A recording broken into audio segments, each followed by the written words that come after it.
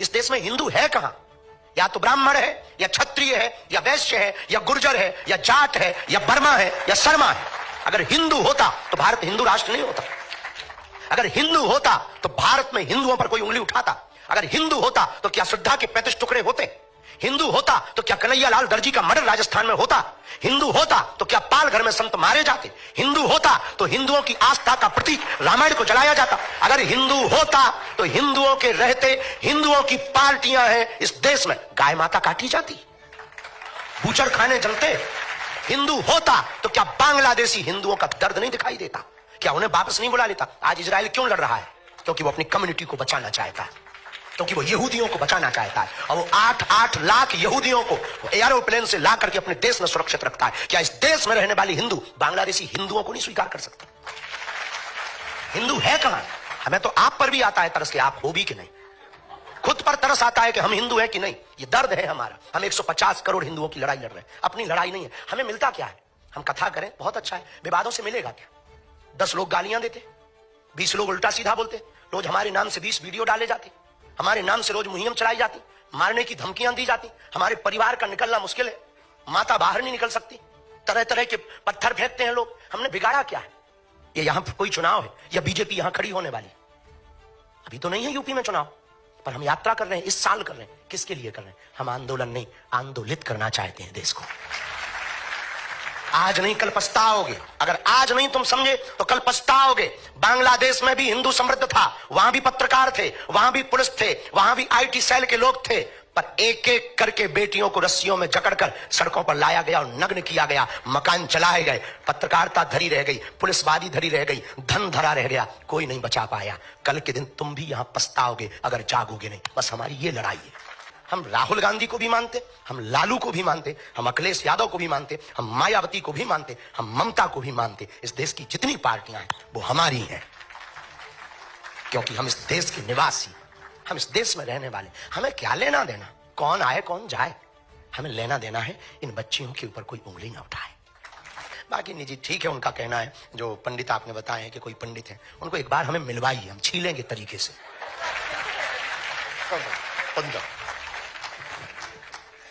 आपने कहा कि आप किसी भी एक पार्टी का पक्ष नहीं लेना चाहते, सबको एक जैसा ही मानते हैं, कभी कोई आप एक राजनीतिक टिप्पणी भी करने से बचते हैं। लेकिन जिस तरीके का एक भाव बनाया जाता है, जब आप कह रहे हैं कि आप सिर्फ लोगों को आंदोलित करने जाते हैं, लेकिन एक ही पार्टी को हिंदुत्व से जोड़ के देखा जाता है, फिर उनको वहां फायदा होता है। अभी एक कांग्रेस के विधायक है, उन्होंने मध्य प्रदेश में सतना में उन्होंने बोला कि ऐसा लग रहा है कि बीजेपी ने सांड की तरह सारे धर्मगुरुओं को छोड़ दिया है और राजनीतिक फसल जो है वो चल रहे हैं कांग्रेस की।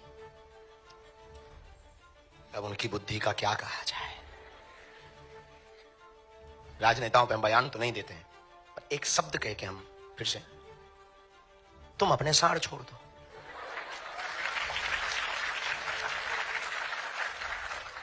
और क्या कहते हैं, साधु साड़ होता है।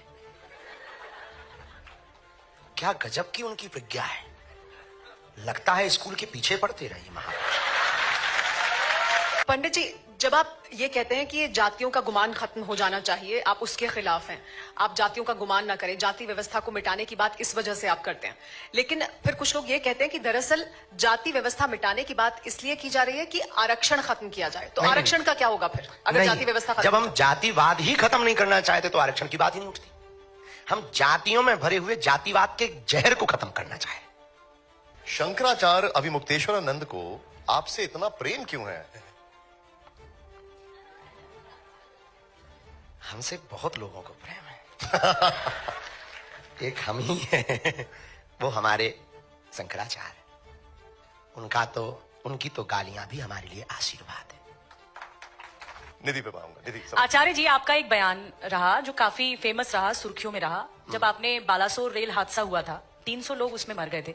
उस वक्त दिया था कि राष्ट्र हित के लिए, विश्व हित के लिए आपको संकेत मिल जाता है कि हादसा होने वाला है। तो कुंभ में 6 जगहों पर भगदड़ मची। आपको संकेत अगर मिल गया था तो आप प्रशासन को आगाह कर देते।